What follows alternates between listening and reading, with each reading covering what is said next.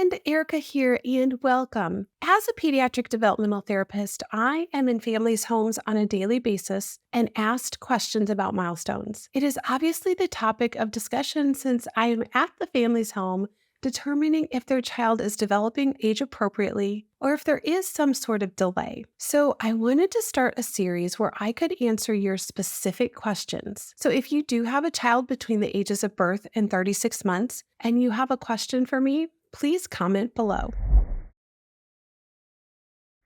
Now, today I'm going to answer just a few different questions. When do babies sit with support? When do they sit without support? What are the readiness cues for sitting without that support? And what are 3 things you can do to encourage independent sitting? Now, I will be the first to tell you as we go over the specific milestones on sitting, babies can reach these milestones at different times. However, there are still milestone markers that we go by to see if your little one is meeting their sitting milestone on time. And when I am in a family's home and we do find that their little one is delayed in sitting, my testing tool can help me determine if this is a mild, moderate, or significant delay. And another factor that you may not have considered is prematurity. So we will get into that at the end of this video. Okay, when do babies sit with support? Babies usually start sitting with support around the ages of 4 to 6 months. At this stage of their development, they have gained enough head and neck control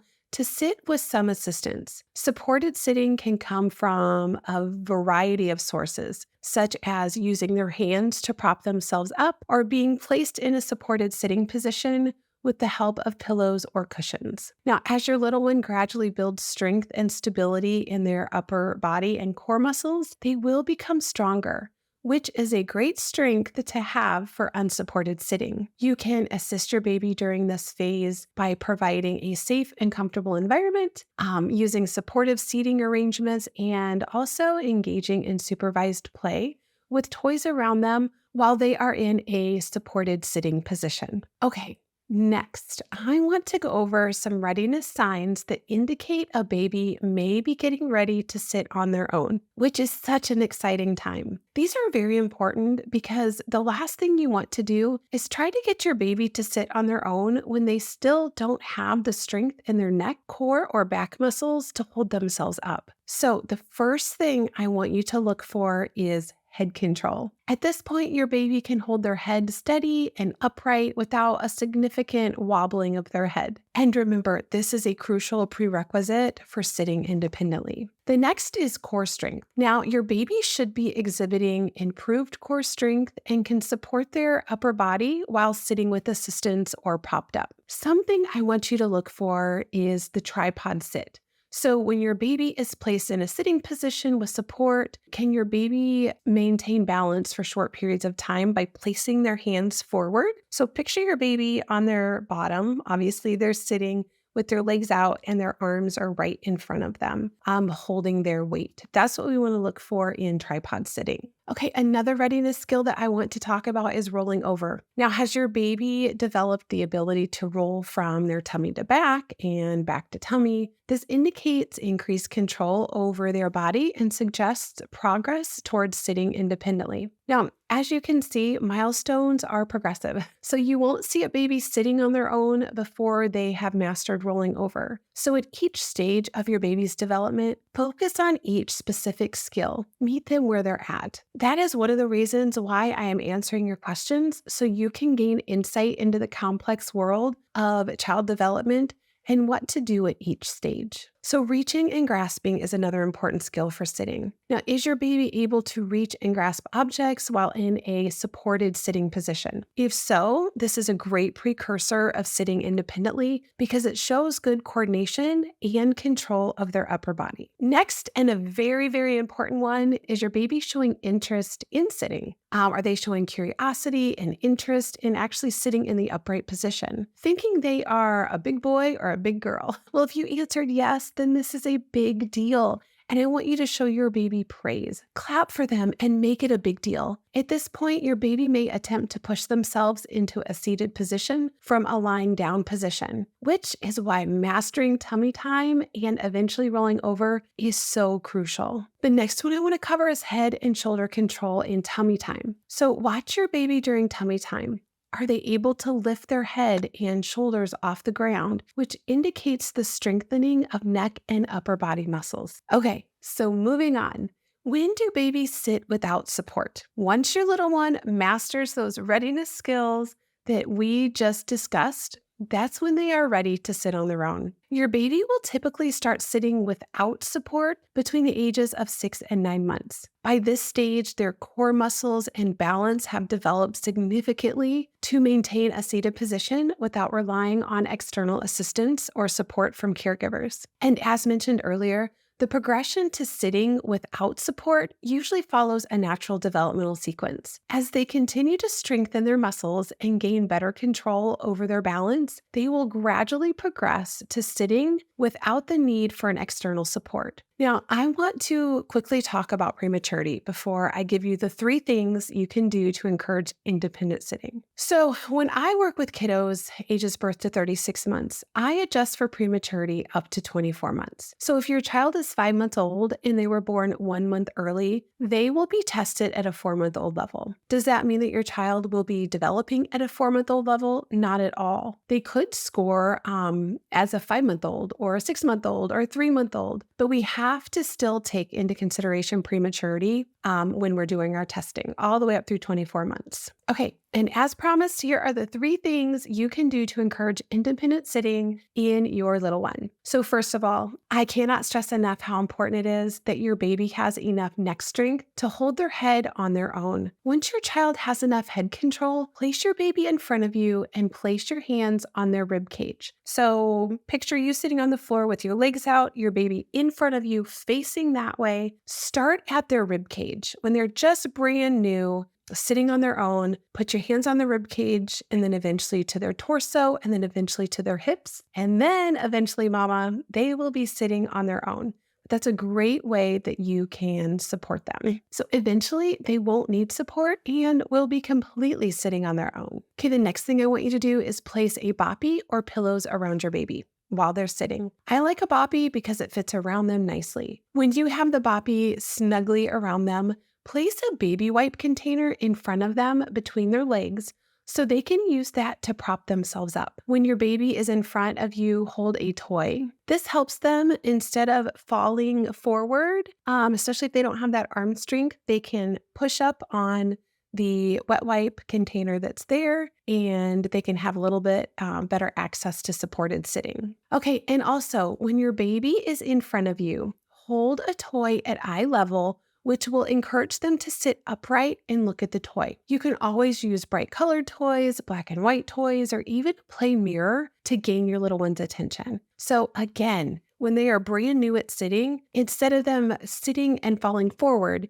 you can have the baby wipe container in front of them, which will help stable them. And then also having that toy in front of them instead of down here. So what we're trying to accomplish is instead of them falling forward, they're actually able to look up at the toy eye level versus down at the ground, which makes them fall forward.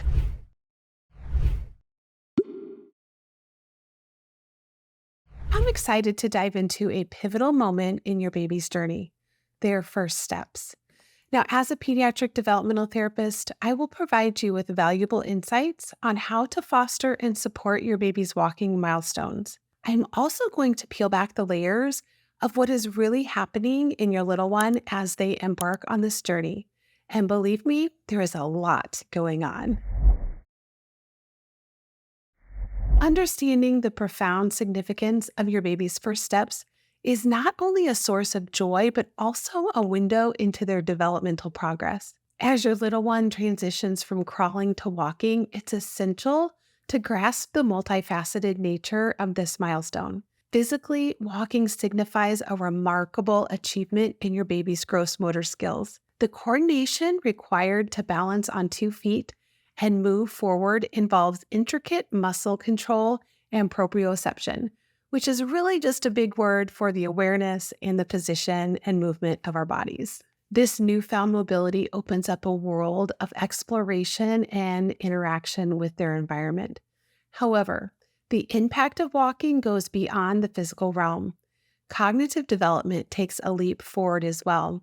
The brain processes involved in planning steps, evaluating different surfaces, and adjusting movements foster cognitive growth and problem-solving abilities. Plus, the confidence gained from this achievement can lay the foundation for their future learning and explorations. Emotionally, your baby's first steps mark a significant step towards independence. Those tentative yet determined steps are a testament to their courage and the trust they have in you as their caregiver.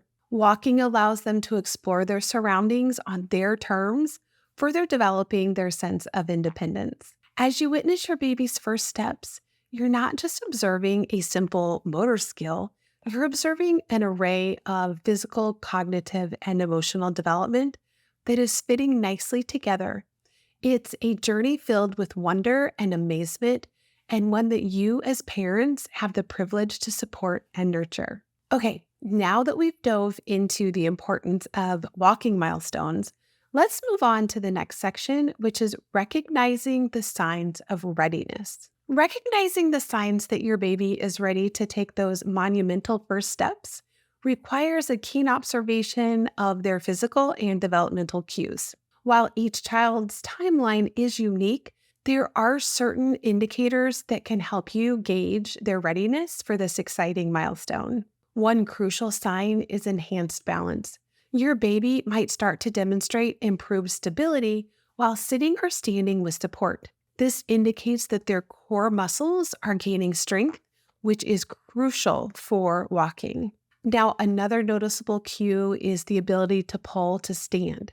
You may notice your baby using furniture, your legs, or any available support to rise to a standing position. This not only shows an increased strength in their legs and upper body, but also suggests a growing curiosity to explore their surroundings from a different vantage point. Cruising along furniture is another significant sign. When your baby starts to move along the edge of furniture, holding on for support, it demonstrates their growing confidence in their ability to bear weight on their legs and navigate their environment. And perhaps the most telltale sign is your baby's eagerness to explore. They may show you an increased interest in reaching for objects just beyond their grasp or taking small tentative steps while holding onto your hands. This natural curiosity signifies their readiness to engage with the world around them. It's important to remember that these signs of readiness may manifest at different times for each child.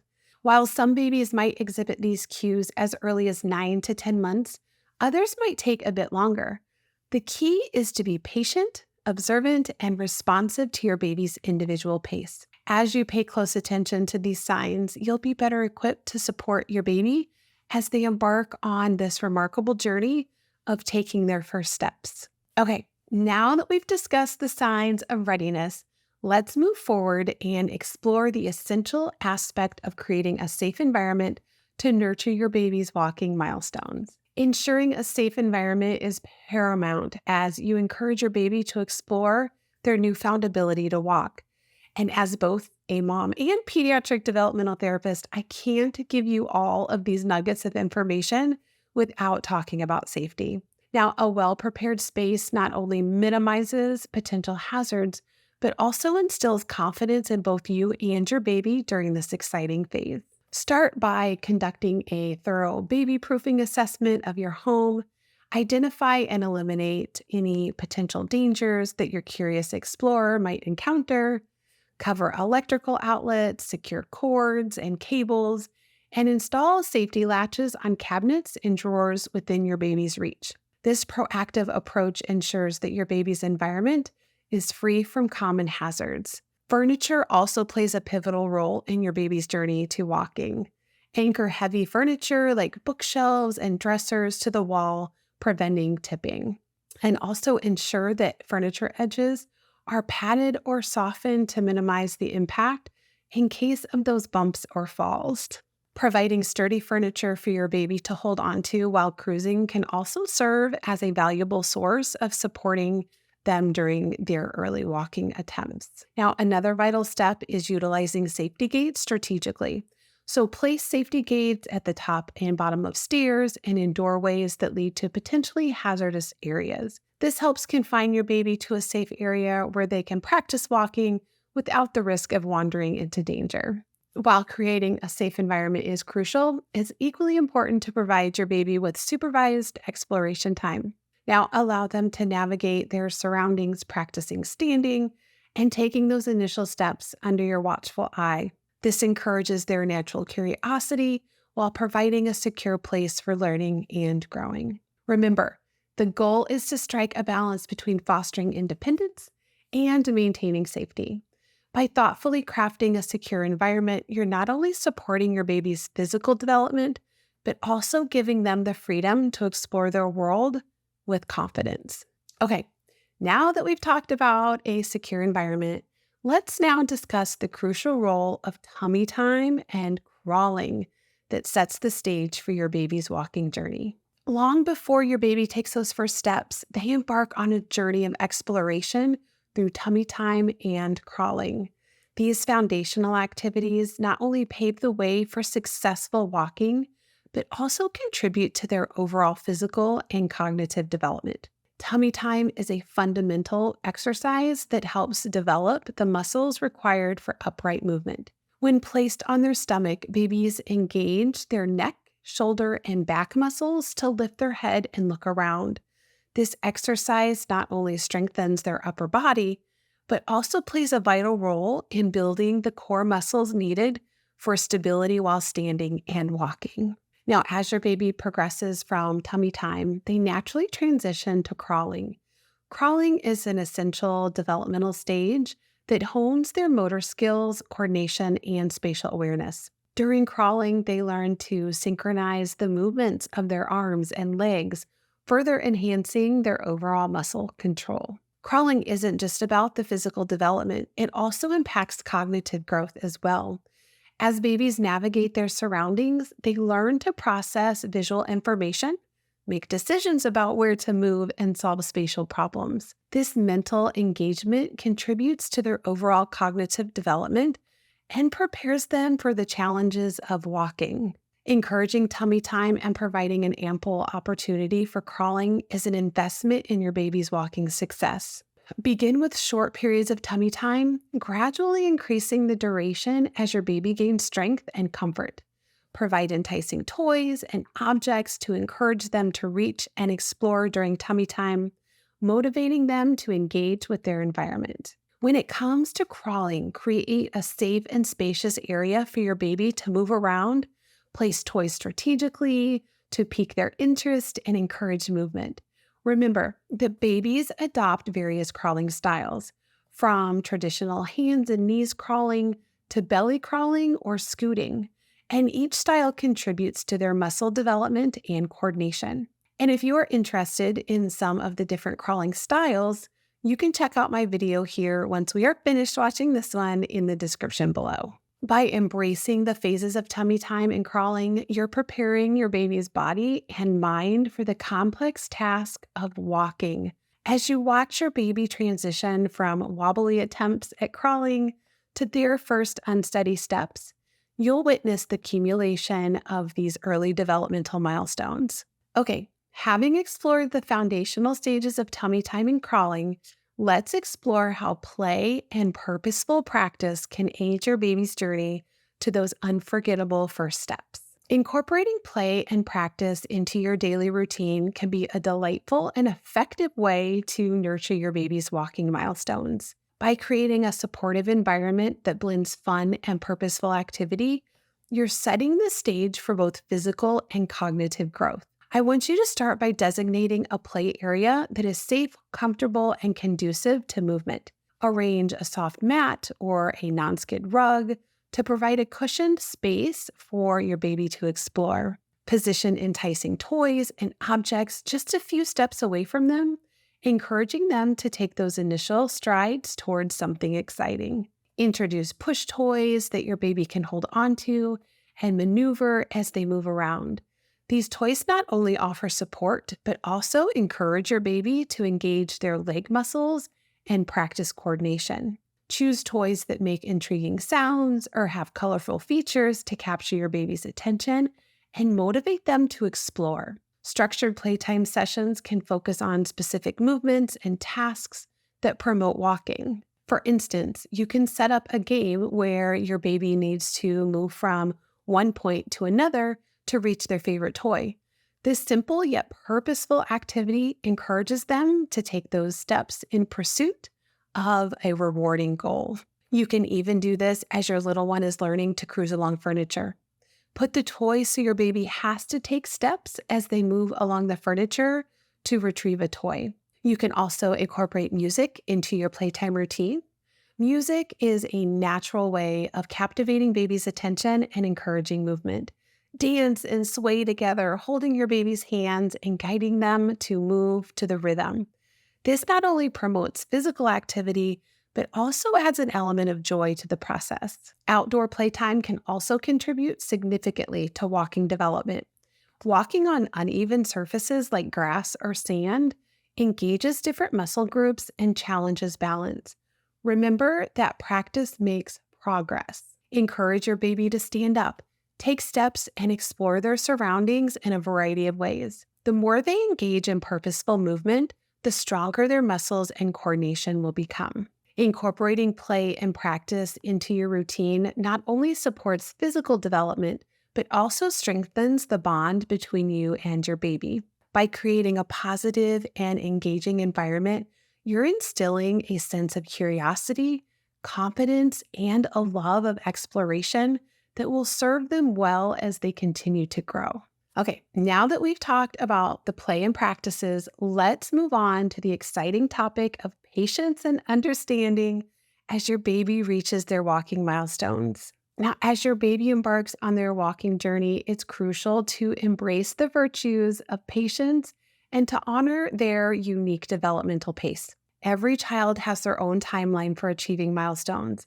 Understanding and respecting their individual pace is essential for their overall growth and development. It's natural for parents to feel excited and eager as they await their baby's first steps. However, it's important to remember that developmental milestones, including walking, occur within a range of normal variation. Some babies might take their first steps around their first birthday, while others might do so a bit earlier or a bit later. This variability is perfectly normal and doesn't indicate any cause for concern. Comparing your baby's progress to that of other children can lead to unnecessary stress and anxiety. Remember that each baby is a unique individual with their own strengths and challenges. Focus on celebrating your baby's achievements, no matter how small they might seem. Every attempt to stand, every shuffle, and every movement of balance is a step towards their walking success. Practicing patience is not only beneficial for your baby's development, but also for your own well-being. Taking the pressure off of yourself and your baby allows you to enjoy the journey and the special moments that come with it. It's a time to savor and appreciate the small victories rather than rushing towards a particular outcome. Your baby's readiness for walking is influenced by a combination of physical, cognitive, and emotional factors. Observing their cues and responding to their needs is essential. There might be days when your baby is more eager to practice walking, and other days when they prefer to focus on another activity, and that's okay. Tune into their cues and provide the appropriate support accordingly. I also want you to understand that the process of learning to walk is marked by trial and error. Your baby will take steps, fall, and take steps again. Each experience contributes to their learning and development. As a parent, your role is to offer encouragement, a safe environment, and plenty of love and patience. By nurturing a patient and understanding approach, you're setting the foundation for a positive learning experience for your baby. They'll feel secure, loved, and empowered to explore the world at their own pace. And when those first independent steps do come, the joy and pride you'll experience will make the wait all the more rewarding. Okay, friend, I know that was a lot to digest, but I hope it was helpful and offered you valuable information. Remember, the journey to walking is a unique and beautiful one. By fostering a supportive environment, providing hands-on guidance, and embracing the virtues of patience and understanding, you're setting the stage for your baby's successful transition to walking. Cherish each moment and rest assured that you're making a profound impact on your baby's development. And remember that every step your baby takes is a testament to growth and determination. And if you found this video helpful, can you please do me a favor and hit the subscribe button and the like button? And if you know of a mom that would benefit from this video, please consider sharing it with her. And if you would like access to me, a pediatric developmental therapist, on a daily basis, you will find the link to the Milestone Mom Academy in the description below, or you can go to milestonemom.com to sign up. As always, I appreciate you, and I will see you soon.